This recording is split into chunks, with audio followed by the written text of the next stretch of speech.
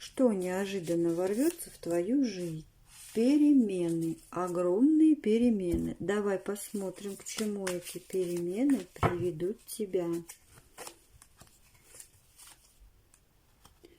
Нездоровые отношения внутри семьи, они изжили себя. Теперь у вас будет с твоим мужчиной очень хорошие доверительные отношения.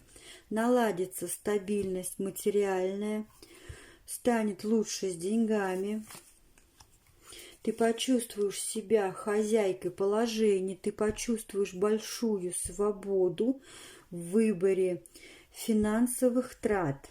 Ты почувствуешь себя более уверенной в себе женщиной, готовой действовать, воплощать все намеченные планы, все свои желания и идеи в жизнь.